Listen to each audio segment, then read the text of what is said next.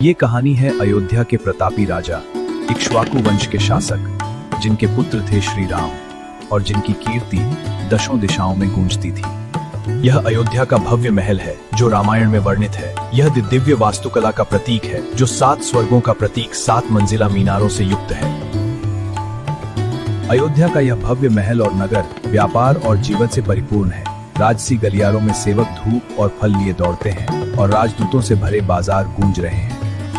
ये मसाले ताजा हैं, सोने जैसी कीमत। ठीक है, लेकिन ये मिठाइयाँ भी बेमिसाल हैं। महाराज की आज्ञा सुनो, सेना तैयार रहे। पर राजकोष खाली है, कर बढ़ाना होगा। ये मूर्तियाँ दिव्य हैं, ले लो। यह अयोध्या महल की भव्य सभा है जो इक्ष्वाकु वंश की समृद्धि, सुंदर नक्कदर स्तंभ और चित्रित गिमियती है इसे एक दिव्य और कालातीत भव्यता प्रदान करते हैं। महाराज, सीमाओं पर शत्रु बढ़ रहे हैं, सेना को सुदृढ़ करना होगा। धन संग्रह भी आवश्यक है। करों में वृद्धि प्रस्तावित है। कृषि और व्यापार बढ़ाने से धन आएगा। सिंचाई पर ध्यान दें। महाराज, नक्षत्रों की भविष्यवाणी है। कैकेयी की एक राजकुमारी आपको एक बहादुर पुत्र देगी। कैकेयी उत्तर पश्चिम की पहाड़ियों में है। मेरे साथियों को तैयार करो, हम वहां जाते हैं। देवासुर संग्राम में महाराजा दशरथ देवताओं की ढाल बनकर असुरों पर टूट पड़े। उनके अद्वितीय पराक्रम और धनुर्विद्या ने युद्ध की दिशा बदल दी।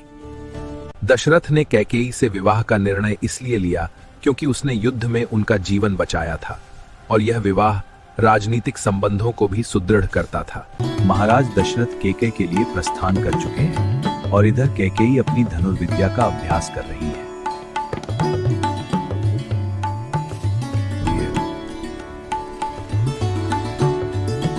सुस्वागतम। श्रेष्ठ अश्वपति, ऋषि भविष्यवाणी करते हैं कि आपकी पुत्री कैकेयी के साथ संग मेरे वंश को आशीर्वाद देगा। मैं उसका हाथ मांगता हूं। कैकेयी उग्र और बुद्धिमान है।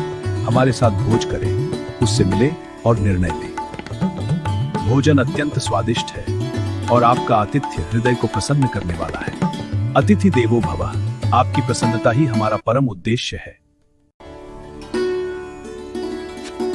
बेटी, राजा दशरथ से मिलो। अयोध्या के राजा, आपको यहाँ क्या खींचता है? राजकुमारी, देवता हमारे संघ को एक शक्तिशाली उत्तराधिकारी लाने की भविष्यवाणी करते हैं।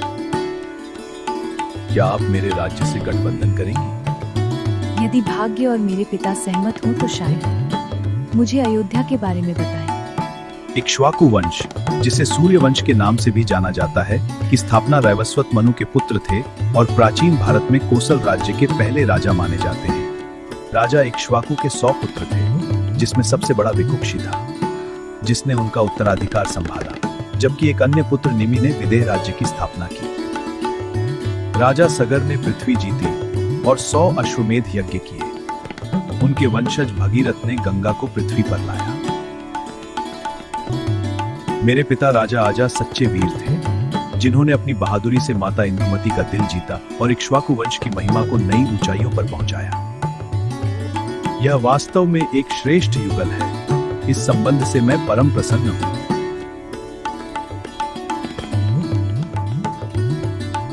शाही महल में विवाह की तैयारी पूरी तरह से प्रारंभ हो चुकी है।